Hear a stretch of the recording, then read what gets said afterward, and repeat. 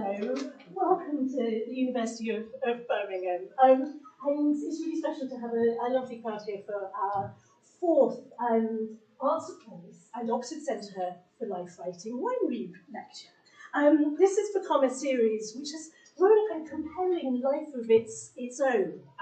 We've heard from Richard Maybe, we've heard from Daisy Hay, we've heard from Alexandra Walsham, and our 2024 lecturer is going to be Professor Fiona Stafford.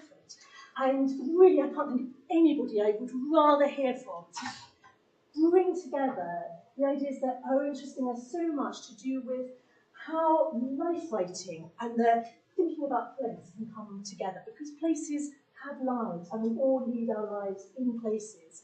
And so to have those two big strands of thought woven and plaited by Fiona tonight will be a great treat. Thank you to the Life Writing Centre for partnering with Arts of Place on this collaboration. The Dorset Foundation is giving us some funding, as is the University of Birmingham, and enabling us to bring Fiona here. Fiona is really one of the foremost scholars of Romanticism. She's Professor of English at the University of Oxford. She's a Fellow of Somerville, and when you bump into graduates of Somerville English and ask about their university years, they just break into beaming smiles. We know that they were taught by Fiona Stafford.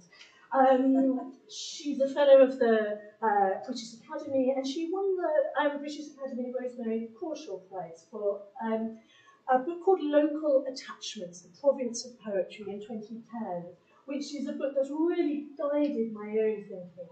It contains, at the beginning, a long history of ideas. It's such a core text for thinking about the whole history of our belonging in places and places being written, and charting the shift in places being adequate to poetry and part of our canon. And then The Long, Long Life of Trees started life as a beautiful radio series, A Tree Every Day, and it seed grew into a book that's now loved around the world, The Long, Long Life of Trees, which thinks about the character of trees and their character in our lives. Then came The Brief Life of Flowers, highly recommended for both the wild and the cultivated parts of your garden.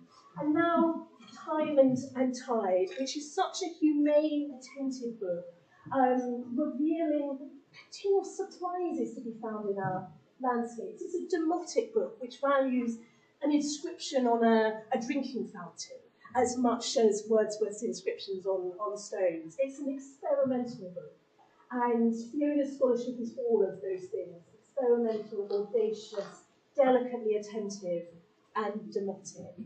Thank you so much for being here. Can't wait to hear you. Thank you.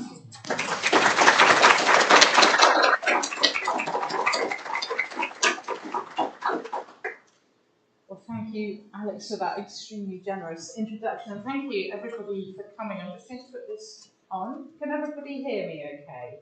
Yeah? Yes? All good. Excellent. And you can see the screen as well, because I'm going to be showing slides because it's a lecture about place. So the quality of the photos, they are not professional. They're all ones I've taken with my iPhone on my travels. So you can see the place. Not all of them, you'll see there's a few older ones which I will not take credit for, but most of them are ones that I've just taken on my travels, because one of the things I think is so important about place is to be in a place. So I like to write about places that I've walked through and kind of felt, and in a way that's what the book's about. But I want to start off obviously by thanking the Arts of Place programme and the Oxford Life Writing Centre for this lovely invitation. Thanks to Kate for coming up from Oxford, thanks to Jessica for organising everything, and especially thanks to Alex, not least for that very flattering introduction. And Alex, of course, is a great inspiration. I'm sure many of you will have read her recent book, The Rising Down, which is subtitled Lives in a Landscape. So our thinking is, not dissimilar in lots of ways. So this evening, I am hoping for this occasion to be drawing together these two intimately related areas of research. And I'm going to just start off with what I think to this audience will seem rather obvious points, so forgive me, they get a bit less obvious, I hope, as we go on. But obvious point number one, lives are affected by landscapes.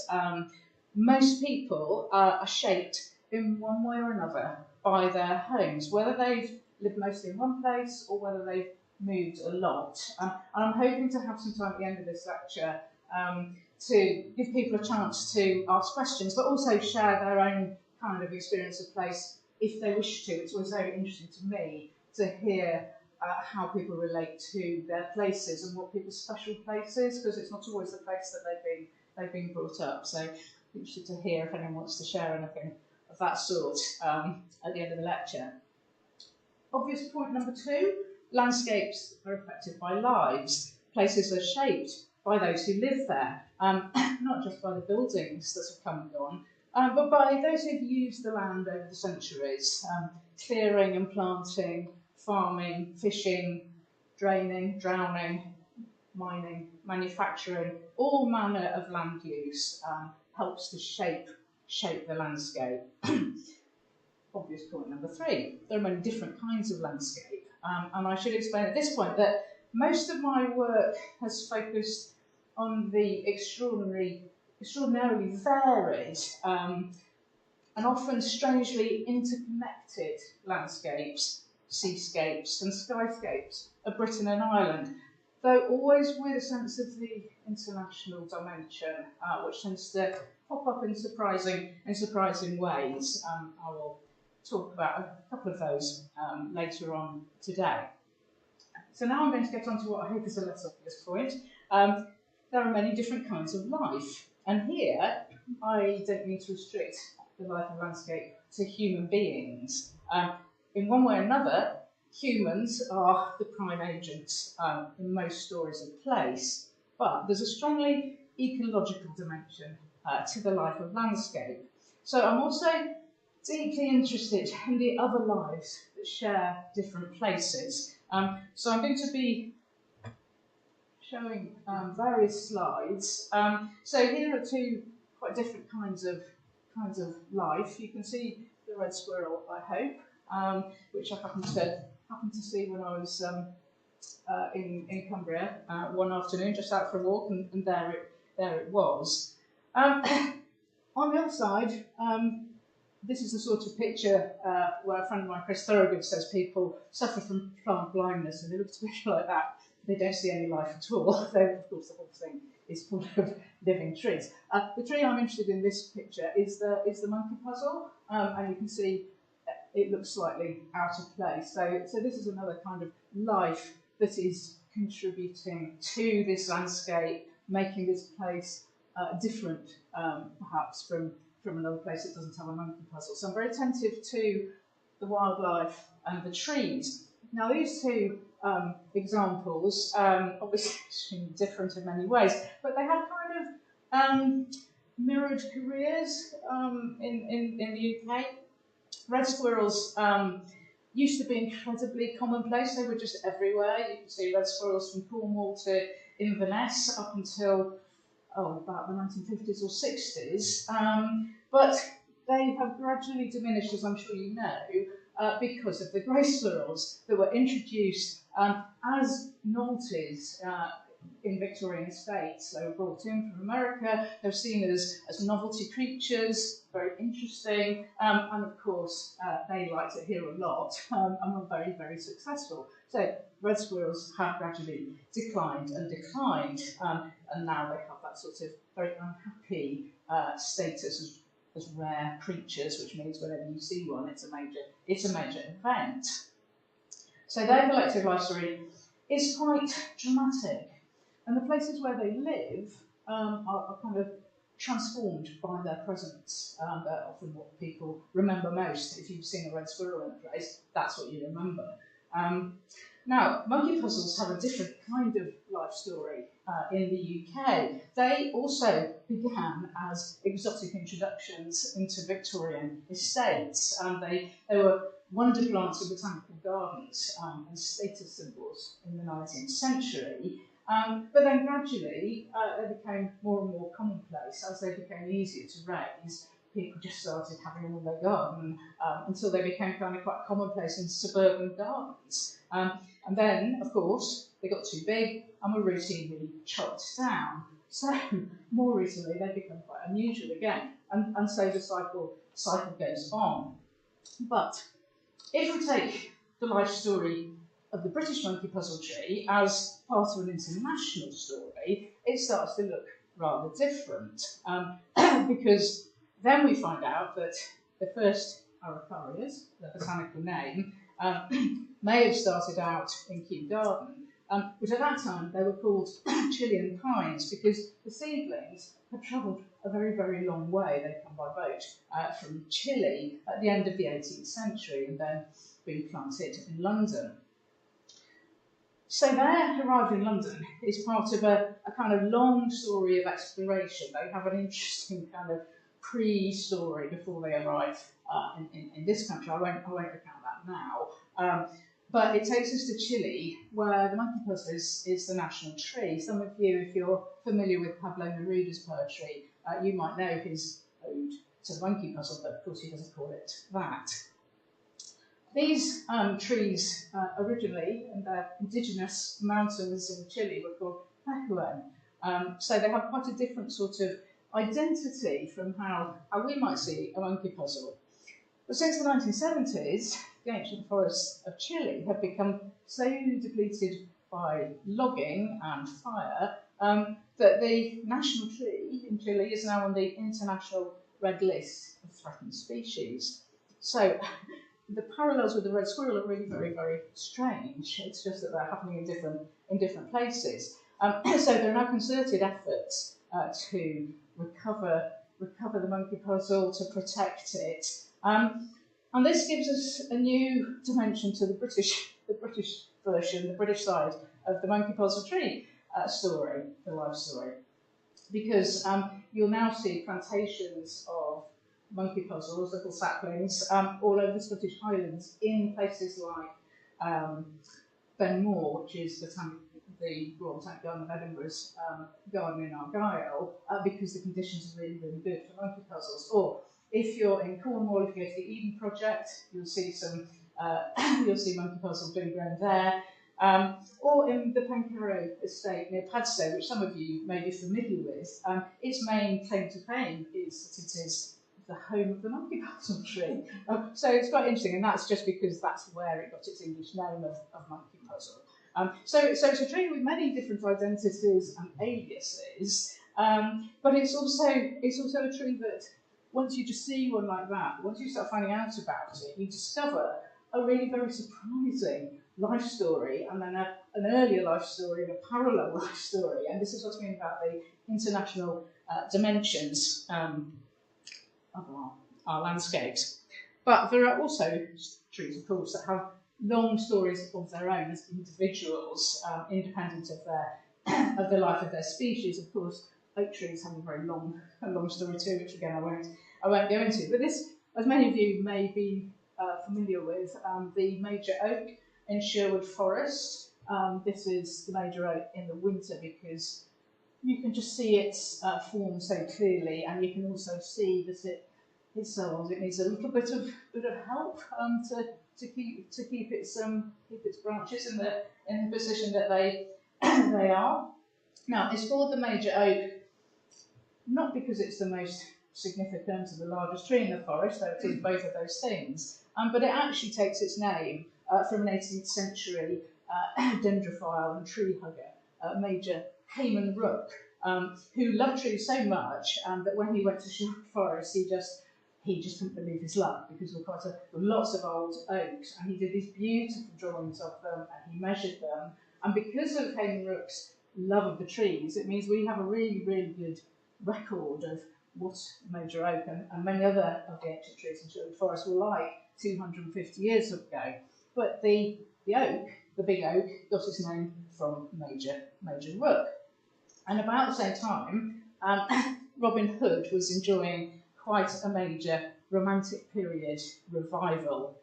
People were very interested in old ballads. They were also interested in Robin Hood as a sort of radical redistributor of wealth, as you can imagine. So in the period of the French Revolution, when lots of people were sort of rethinking the structure of society, Robin Hood became a major figure. But he also appealed to people who were not very keen on redistributing wealth as a sort of English patriot and hero, and to another whole group of people because he was somebody who was living close to nature and communing with trees. So Robin Hood becomes very, very fashionable in the 1790s, about the time that people are discovering these exciting old trees. So Robin Hood, although he'd always had associations with this part of the world, he then became firmly fixed in Sherwood Forest, which is how we think of him now. But if you go back to the old medieval ballads, you'll find Robin Hood in Lancashire and Yorkshire. You may be familiar with Robin Hood's Bay, which is near Whitby, much, much more diffused.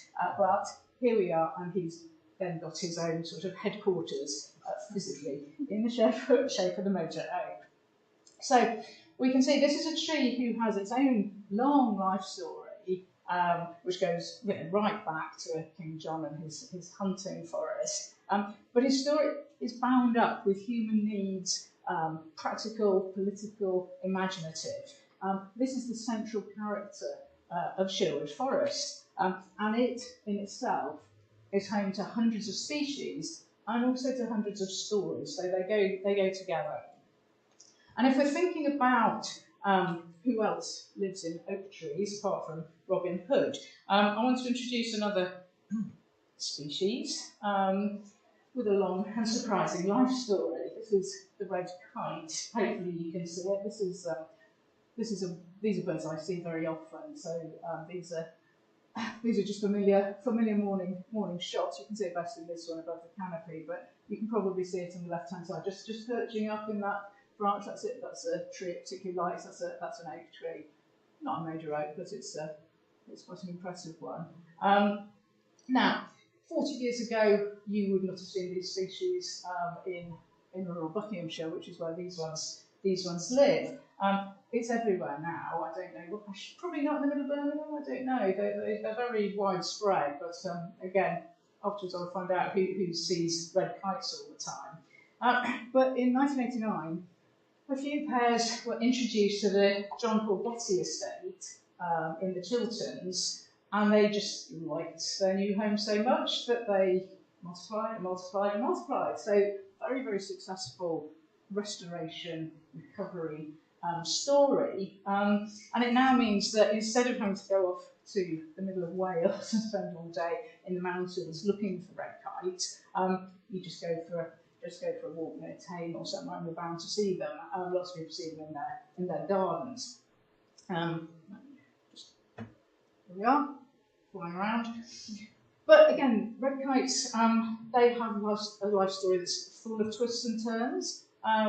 Kites were once very common in cities, so the idea of them being in Birmingham might sound surprising, but actually, if you're in medieval London, these big birds, and they are massive, were swooping down all over the place. They're a bit like the seagulls in Brighton. They'd swoop down, grab people's food, quite alarming. And they cleared up the rubbish. They were just everywhere. That's what I think. But they had some very unattractive habits, as well as kind of cleaning up the offal. They were very keen on the gallows, as you can imagine. So they started to develop some really quite negative associations, and people used to watch them swooping down on little chicks and things. And you'll find in Aesop's fables that kites, or in their English translation, they tend to be the villains of the piece. They're always sort of swooping down on mice and generally behaving very unpleasantly. And if you think of Shakespeare, the most obvious example, I think, of what a bad press red kites had is in Macbeth, where Macduff discovers his family's been massacred. Oh, how a kite, all my pretty chickens and their dam in one fell swoop. So it's a horrified line that reflects the commonly observed behaviour of red kites. Now, this sort of reputation, which is very typical of our sort of anthropomorphic tendencies, didn't help the survival of the red kite. They're very unpopular birds. And gradually, they're persecuted by gamekeepers, by egg collectors, by farmers, by fishermen. They like to get a sort of dead kite and use it as a maggot farm for their fishing flies. And gradually, the kites became almost extinct in the UK, and that's why in the 1980s they had the restoration programme. But what's their future? Who knows? They are, as is always the way, they recover from rarity, and as soon as they start to be everywhere, they begin to develop an attractive press again. So we'll see what happens. The life stories, I think, of our non-human neighbours don't follow the same kind of plot that we devise, even though we are unwittingly playing such major roles in their narratives. But one of the joys and limitations of taking up the story of an individual species like this is that it tends to suddenly dominate the entire landscape. If you're thinking about a story of kites, that's what you see. They become the focal point. So here is an example. I love wild geese. So if I hear a flock coming into view, because you normally hear them before you see them, that's where I'll be looking. They're hard to catch. You can see it's a rather blurry photo. And you might be able to see in that picture there, just at the bottom of the cloud, those little dots. Those are these geese, which got a bit closer as they came forward. But when you're looking up into the sky, which is always a good thing to do wherever you are, it's easy then to not see what's underneath. So you can see underneath the geese is not particularly dramatic landscape. This is in the Lincolnshire Wilds, just quite an ordinary image. But here too, if instead of looking at the geese, you're looking at the fields, you can see human presences, whether contemporary or from the past. Now, you're looking at that, you probably can't see a human being, but you can because of the way the fields are organised, and it just depends on how you look at things as to what you see. Move on. This is a group of farm workers, actually in the Yorkshire Wolds, but these are the kind of people who would have given that landscape its character, whose lives are bound up with where they live and work. This is one of the photos I didn't take. You won't be surprised to learn. I'm not as old as that. Now, Wordsworth celebrates this in his poems about the Lake District, in poems where he writes about shepherds, some sheep for this bit, such as Michael, for whom Wordsworth says, "The hills were like a book. They preserve the memory of the animals who graze there, the incidents which give meaning to particular streams and rocks." Or there's the priest in Ennerdale in a poem called The Brothers, explaining that time is chronicled in the local landscape. He can look at the hills and remember the freak storm in May that swept away 80 sheep, or a place where there had been the wood and it's now gone. The field's been ploughed, which hadn't been ploughed before. A shepherd dies some untoward death among the rocks. Wordsworth, moving back to Grasmere after a decade away from the Lake District, was fascinated by the way a valley or a hillside might look empty to a visitor and yet is full of life to people who know. If you know a landscape, what you see is not just the fields or whatever, it's everything that's happened there, and everything you've heard about, sort of magnified vision, really. So Michael, his poem, begins with a detail because he's aware that not everybody is going to see these things, and especially someone who's visiting the area. Of course you don't, because you don't know what was there. You just look and see a green field, maybe. So he talks about a detail which you might pass by, says Wordsworth, might see and notice not. Beside the brook, there's a straggling heap of unhewn stones, and to that place a story pertains, and then his poem goes on to tell us the story. So Wordsworth understood that apparently empty landscapes were full of life, full of stories, full of memories, preserved by local habits of storytelling and triggered by features of the landscape. But Landscapes aren't only shaped by the natives, they're not only coloured by the people who've lived there for generations, passing on their stories. There are also dramatic moments where a landscape is transformed by people who just arrive and then go again. People like these RAF crews. Young men suddenly part of a landscape and a skyscape in the 1940s. Their lives can be felt through photographs, through books, through stories that people tell, but also through strange traces in the landscape. You look at this, you just see perhaps, you might be out for a walk and you see a bit of concrete. It's a runway in a field. The water tower just rising up behind some cherry trees. For this one, this is where Weinrebe used to be, just walking through the woods, and you suddenly see these steps that get right down underground, all past the rich life of landscape. And these are like Michael's straggling heap of unstrewn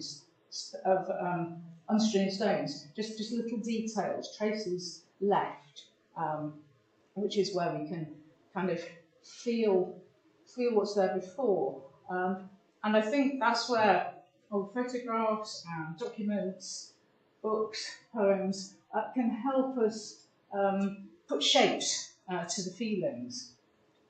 This is another old photograph. I'm jumping around, but hopefully you can sort of get the drift of what I'm saying. Old photographs often shed light on the almost vanished. They're kind of lifelines into earlier communities. This is a group of Solway fishermen from the turn of the century. It's one of my family photos, and this took me to explore more about these strange nets, half nets. It's an ancient way of catching salmon, which the Vikings introduced. This is what I mean about international dimensions of landscape. The Vikings introduced this method of fishing, and it still survives in the Solway, but only just. Here's another group of fishing people in the Solway, not half netters. They've got their boat. Very proud of the enormous salmon that they've caught. Of course, the salmon now declined as well, but this gives us a way into the past. But this is also a good example of what can be seen as soon as you take your eye off the focal point, because obviously we're meant to look at the smiley people and their fish, but behind them is this very strange structure, which is actually a railway viaduct, which ran across the Solway Firth between 1869 and 1921, when it was actually declared unsafe. It had just been battered by these incredibly strong currents and tides and lumps of ice for half a century, and then they finally gave up and decided it really wasn't a realistic place for a bridge. So it's finally demolished in the 1930s, but not quite, because they left one bit behind. So this is quite a big trace in the landscape. This is very different from that little kind of hole in the dead leaves that you find at Weinrebe. These are enormous pillars. You can see how big they are. That's me, so you get the scale of it. And this is where the Solway viaduct ran straight across. That's Annan on the other side. This is on the bonus side. Completely empty, there's hardly anyone there. We can just about see Annan in the distance. And it just ran straight across. Very practical, typical sort of Victorian idea to look at a map, see that it's much quicker to get across that way than go 40 miles round the Solway Firth. Looks very obvious. And you can see this quite clearly. So this is, as I say, more than a trace. But actually, if you're just a few hundred yards away, it's much less easy to see. You can just see the columns on the headland. But mostly, there's no particular reason why you'd be there unless you happen to live there. So there are all these sort of very strange things that you come across when you're just out and about and looking. And once you see those, you wouldn't necessarily know what on earth it was, but with a little bit of homework, another life story comes out. So really, what I'm interested in the book is the way our landscapes are full of clues, traces of lives which may now be largely invisible, but which then have this sort of disconcerting habit of rearing up into view once you start to look in a particular way. And I'm going to move now to the Peak District. This is a very good example of what I'm talking about. This is just a view from the side of the hillside, really. And looking across, this is in the summer, you can just see, I hope, on the left-hand corner that on the shore of what appears to be a lake is actually a reservoir. There's just a few marks. Well, this is the remains of Derwent Village. Village that was submerged in the 1940s to create the Ladybar Reservoir, which is what this is. And sometimes in a hot summer, as the water level falls, more traces of buildings, more traces of life begin to appear from the mud, really. In 1995, it was a very hot summer, and one of the things that appeared was the alphabet stone. It once helped the village children to learn to read, and then it emerges from the mud to tell a kind of half-decipherable tale. But this is what was there before the waters. Again, this isn't one of my photos. These are the villages that went under the water. So you can see all of that life was going on. And this is the demolition of the village in the early 1940s.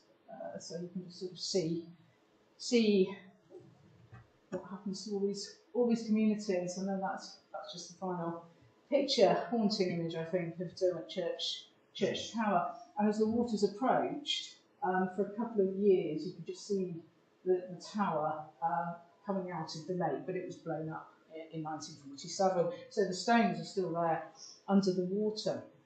But you can see another half-drowned church if you've been to Rutland Water. This is Normanton Church, which just sort of sits there. You can tell by the proportions that the bottom of it's completely submerged in the water. So this is a church with a long life. And another example of what happens when reservoirs are created. This was created in the 1970s by damming the river Wash, which was John Clare's favourite river. I'm glad he didn't to see this. I think he would have been rather horrified by it. And the irony of Rutland Water, it seems to me, is that only a century before, the largest freshwater lake outside the Lake District, which was about 30 miles from here, Whittlesea Mere, was drained by the Victorian engineers. So in the 1860s, a very large lake drained away, and then 20 years later, a very large local valley was flooded to make a new lake. So it's very interesting, I think, the way human beings create landscapes and the way these landscapes have these long stories. So we will drain and drown huge bodies of water with enormous implications for the life of that place, of that landscape, not just human, obviously the local communities who just see their homes and livelihoods being submerged or dried out. The wildlife who experience these unexpected catastrophic changes in their habitat. You think, well, what do fishermen do, or what do fish do when their lake disappears? Where do the shepherds and the sheep go when their fields go underwater?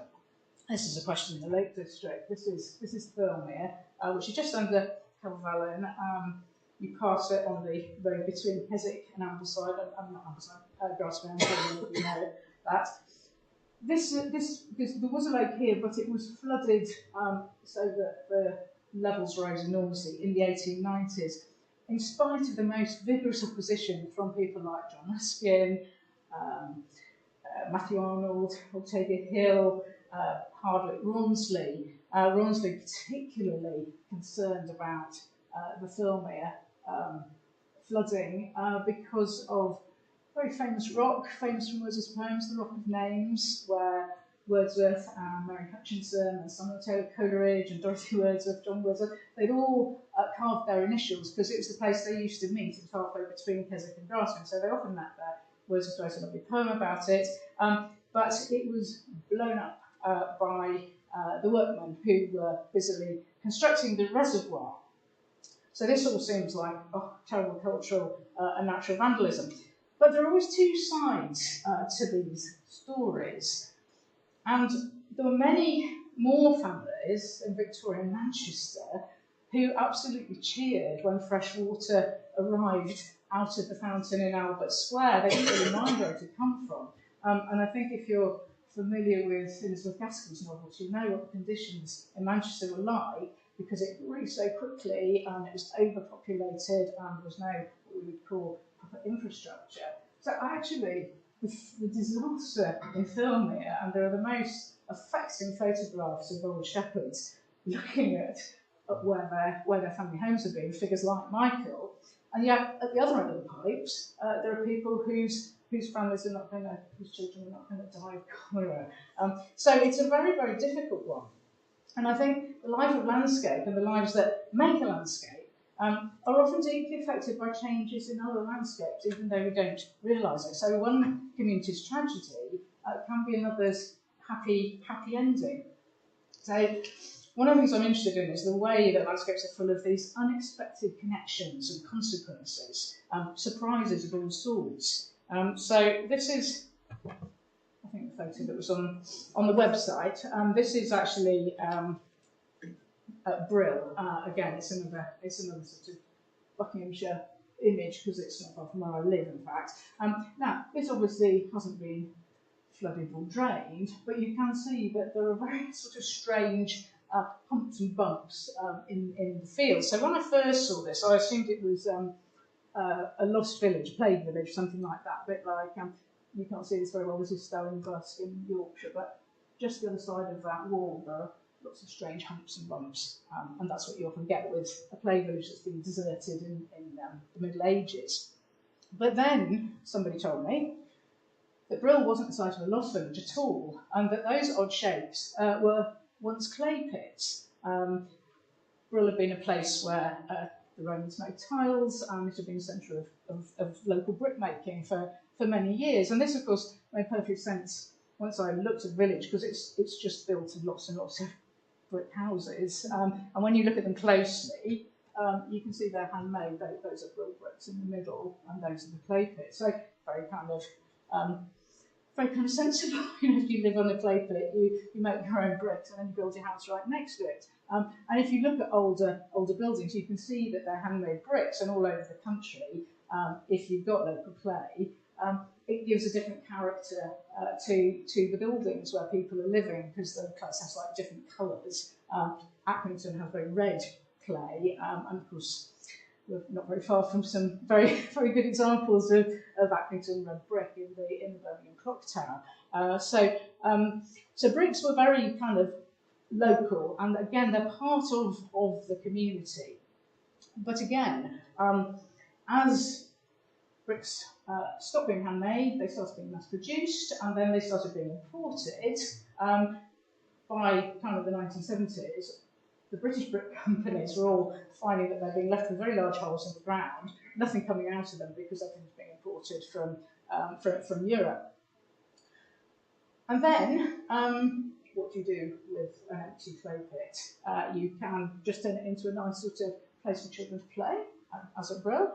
You can fill it with water, turn it into a nature reserve, or what most people did was discover that it would be good as a landfill site, because when you've got an enormous hole, it's ideal for filling with rubbish. So the decline of the brick industry produces incinerators. So these are, again, this isn't very far from Brill, it's a few miles away. But I think if you're sitting up at Brill under the windmill having a nice ice cream, you don't realise the direct connection to this rather hideous thing that has now appeared, this incinerator. So the long life of the landscape in this area has a clear narrative, but not one where you actually kind of necessarily see the connections in the plot. But one of the things that interests me with these kind of new arrivals is how long they take to become part of a place, or whether they ever do. I mean, the Solway Viaduct's interesting because I don't think it ever really became part of the place. It was there for a bit, and then and then it was gone. It never seemed to integrate, shall we say. Projects like this, as you can imagine, provoke very fierce local opposition, even though there were very powerful forces thinking it was a good idea to have one there. And some people do adapt fairly quickly. Now, a family who lived very near where that was built did not adapt at all. They went off to the Isle of Skye, where they thought they might get away from incinerators. But lots of people just seem not to notice it at all. And it may depend on when you see it. Now, that is obviously catching the light and looking, I hope, very dramatic. But if you see it at other days, you know, it can almost look like a kind of steam train or whatever. So how we see things, I think, definitely depends on time of day, weather conditions, the mood, what you're noticing. Again, sometimes it looks almost like a Victorian painting with the steam sort of blending into the low cloud. So I do wonder whether, when it comes to the time that incinerators like that are decommissioned, which is almost bound to happen, whether there will then be protesters lamenting the demolition of their local landmarks. It sounds strange, but it's surprising how quickly things turn from objects of hate to objects of utility, objects you don't notice, to objects that provoke sentiment. If we think of Turner, the great artist of Rain, Steam and Speed, here he is, I think, in one of his finest moments, depicting the island of Stafford, which you can just see. It's not a very good reproduction. But it's quite interesting think about what sort of comment he is making, because he's got the ancient island, home of Fingal, the Celtic giant Fingal, very ancient location, and next to it is a steamboat. Now this is 1832, so this is an image of absolute cutting-edge technology. This is absolutely state-of-the-art stuff. But of course, as soon as diesel engines get invented, people start to see steamboats very, very differently. We start to, well, we don't necessarily, but a lot of people do, start to feel fond of steam. It becomes a sort of image of nostalgia. And then, of course, with our kind of changing attitude to carbon, steam itself takes on a different character. So how we see things is so much to do with what's conditioning the way we look. And I want to end this talk with another man-made construction. I'm just going to read you a little bit of my book, so you get the character of the writing. Oh yes, this is kind of going to put the lights on so I can see the book. And this is another of these rather kind of unlikely objects, constructions, the Humber Bridge, which again, it's kind of speaking to the Solway estuary, which I talked about earlier in the book, and then this is the end point.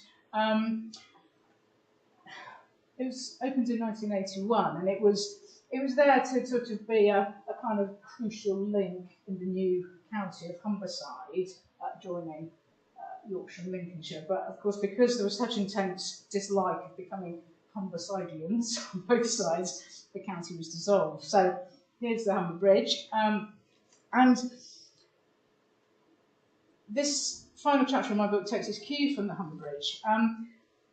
Not so much the way it looks, but because the bridge enabled me to find a very odd point at which to think about landscape, suspended in the air above running water. And in those conditions, all manner of life was suddenly apparent. So I'm just going to read from the book, and you'll get a sense of the character of it. So neither Yorkshire nor Lincolnshire, the great steel giant, is somehow its own place. This atlas of a bridge holds an entire world. The massing grey clouds and patches of blue sky surge above the long, thin strip of road, while just below, everything's light and opalescent. It's more of a divider than a bridge, slicing across the air as if to cut the turbulent sky from the smooth sea. The winds and tides travel through, yet still it somehow contains time. You can see a very long way, even before you reach the top of the flights of stairs. The view upriver seems as wide as looking out to sea. Spaces of sand and shining channels and banks and broad water go on and on into the far distance. Bushy trees edge the beach on the north shore, then woods, flat fields, low houses, and a distant pair of wind turbines turning briskly in the steady blast. From high above, you can stare over to the chimneys of the tile factory near Barton-on-Humber and trace the westward path to a nature reserve. The long line is blurred by tall reeds, making it impossible to see where the land ends and the sea begins. In an area where the shores are regularly flooded by high tides and the sand slopes slowly underwater, boundaries are naturally fluid. Reed Island on the southern shore, surrounded by invisible channels, seeped in seawater, submerged in tall sedges, is too amphibious to reach. Not far from here, George Stubbs secreted himself for almost 2 years to study the inner workings of horses. I've often wondered where he hung their carcasses, which old barn offered the space and silence he needed to draw the layers of flesh, muscle and bone. Such intensity must surely have left its trace on the place, a sudden waft of rotting bodies, mingling with the salty air. But the reeds just sway as the breeze sweeps through, giving nothing away. The path over the bridge is below the level of the cars. High in the air, it still has an odd feeling of beneathness. Above the traffic, the steel wires shoot away so high that it's hard to focus on the impossibly elongated zigzaggering. Up and down, longer and longer and longer. Craning upwards, you begin to lose balance, which is rather unnerving at such a height, especially with lycra-covered cyclists speeding by. Before the bridge, river crossings were different, though neither the hazy rawness nor the salt water's deep swell has changed. Less swift, but no less unsettling than walking over the bridge, foot passengers used to put themselves in the hands of wind-bound ferrymen to brave unpredictable waves. The business of moving between Yorkshire and Lincolnshire demanded more time than a few minutes taken by cars, or half an hour on foot. On his way to Hull from Lincoln in the 1720s, Daniel Defoe spent 4 hours being biffed and buffeted in an open boat, along with 15 horses, a dozen cows, and 17 other seasick passengers. So memorable was the experience that on the way back, he opted for a long journey round by land instead. But though an unpleasant surprise for the author of Robinson Crusoe, the sea route across the estuary was just part of a daily routine for many. The names of the twin villages, North and South Ferriby, are permanent reminders of ancient trips across the broad river. Until construction of the bridge was finally underway, paddle steamers operated a regular timetable, picking up and dropping off passengers in Hull and New Holland. The unromantic Humber was the place to see castles moving on the water, because the ferries carried the unlikely names of Tattershall Castle, Lincoln Castle, and Wingfield Castle. For the men who worked the steamers, it was a regular routine of people, livestock, cars, carts, vans, tractors, from Yorkshire to Lincolnshire, from Lincolnshire to Yorkshire, backwards and forwards, day in, day out. The steady rhythms of the paddle boat worked with the currents and the tides. From January to December, everything flowed. At the heart of the old paddle steamers were pounding pistons and blazing furnaces. As a small child, the strange smell of coal mingling with oil and smoke, the shining cylinders and the deafening noise made me feel that the whole boat was about to explode. The men in charge, with dark, greasy hands, smears of coal dust on their foreheads, were surprisingly cheery and chatty in the circumstances. As the last working fleet of paddle steamers in Britain, the Humber ferries were remnants of an older era. No matter that planes now move faster than sound, human beings had walked on the moon, the ferries chugged on regardless. But the rising bridge finally rendered them redundant. When the Wingfield Castle retired from duty on the Humber, she was destined for Swansea. The Welsh harbour turned out to be too constricted, so instead she steamed north to Hartlepool, became a maritime museum. The Tattershall Castle headed south to find a new berth as a quirky pub on the Thames, opposite the London Eye, and a short walk from the Houses of Parliament. It's now quite hard to imagine her as a working ferry, paddling across the Humber in all weathers. Crossing the river is quieter now, even on foot. The noise of the overhead vans and cars and HGVs and tractors is whisked away into the air. Walking across in January, when there are not many people about, the blast cocoons you from the road, while the ice-cold air blots out most of the coast. But still the echoes are eddying below, and old voices streak the biting wind. As the wind squeals and the wires shudder, it's easier to hear with the mind. Though the bleak bank is empty, and the view barred by steel, surprising what's there. The tides carry shoals of stories. The sands can be stirred by unexpected storms. The bridge doesn't always take you where you expect to go. Whether it's a cohort of Roman soldiers marching straight across at low tide, or Bronze Age boatmen and stone plank craft, may depend on who's listening, what gets caught in the mental nets. For centuries, ropes were twisted and tarred on the banks of the Humber, but the long line of time is untwisted and shaken and frayed and remade in places where everything is oddly suspended. In between the wires, beneath the gull's shrieks or the calls of passing geese, are churning paddles and a steam engine's clank, and the deep blare of a hooter and ghostly percussion. Picks at the chalk quarry and the grinding wheels of the whiting mill carry across the water to the clattering Barton brickworks. Calmite ferries are made here too, leaving their clanks and hammers pounding in the air.